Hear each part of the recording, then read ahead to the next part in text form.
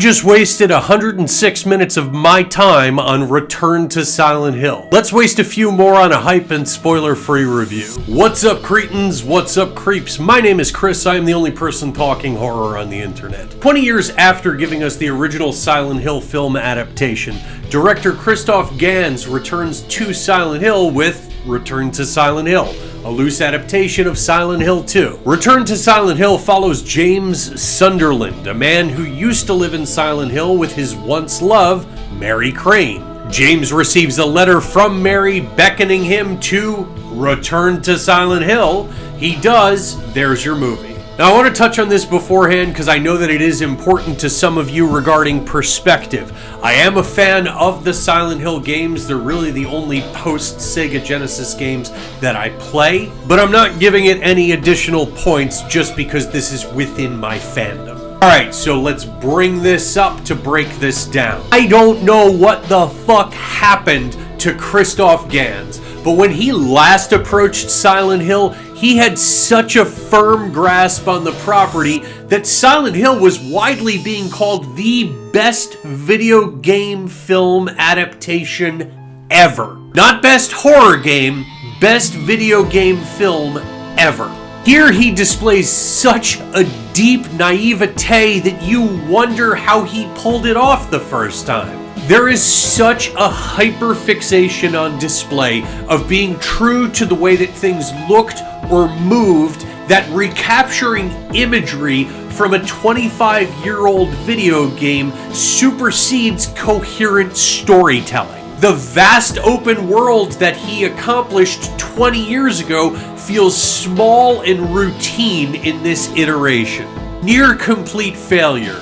3 out of 15. I'd love to tell you that the actors redeemed Gans's shortcomings, but there's so little for anybody to do in Return to Silent Hill, because Gans would rather make sure that Jeremy Irvine walks like James Sunderland than try to figure out why that character resonated with gamers and how to translate that to screen. The result is either people looking scared with nothing behind it, or delivering flat, emotionless dialogue so that they match the cutscenes of the American dub of a Japanese game. A generous 5 out of 15. The screenplay was more embarrassing than I was afraid that it was gonna be. See, although 2006's Silent Hill leaned heaviest into the original game and did present original ideas as well, it also borrowed some of the better moments from Silent Hill 2.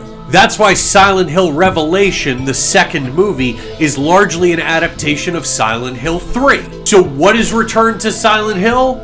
It's the leftovers from Silent Hill 2. The stuff that wasn't good enough for the first film.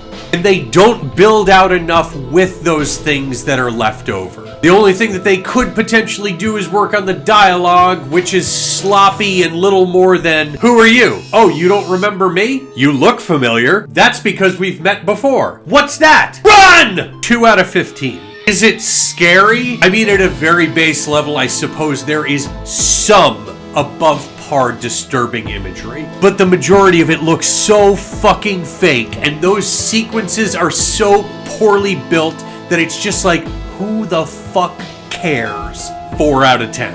Aesthetically, this is one of the worst movies that I've ever seen in recent memory.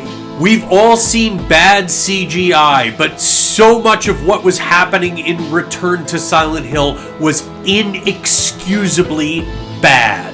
Like, how hard is it to shoot in a fucking graveyard? If you can't find one, how hard is it to put like 10 tombstones into an overgrown field and make it an untended, sparsely populated graveyard? Instead, here, they use CGI grave markers. Like, noticeably CGI grave markers. Plus, we spend entirely too much time in the other world.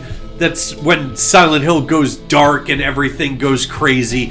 And every location looks exactly the same. Like, regardless of what's going on, and it all looks like shit. The rule with visuals is that if you can't pull something off, you shouldn't do it.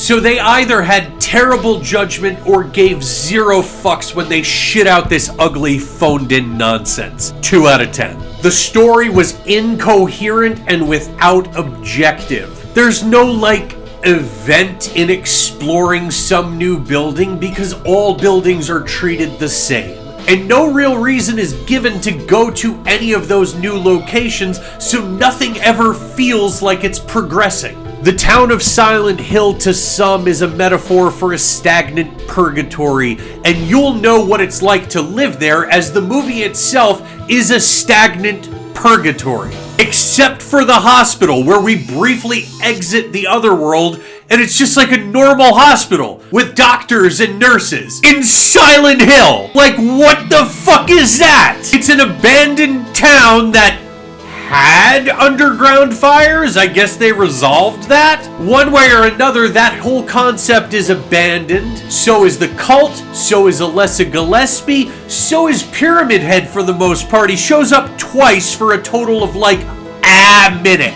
2 out of 10. Kills were bullshit and looked terrible. Fuck this nonsense. 2 out of 10. Originality?